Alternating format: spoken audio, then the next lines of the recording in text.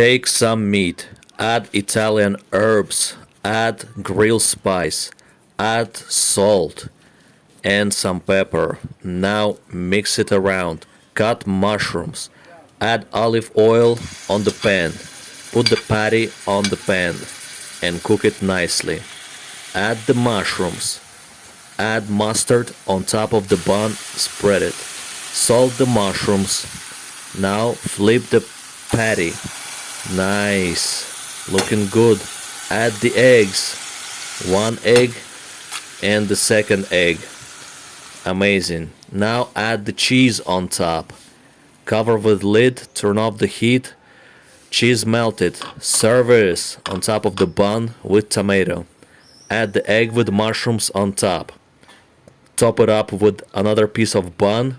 Wow, look at this beautiful, tasty, steamy and delicious cheeseburger. Nice, with egg. Beautiful. This is so delicious. Like, share and subscribe, my friend.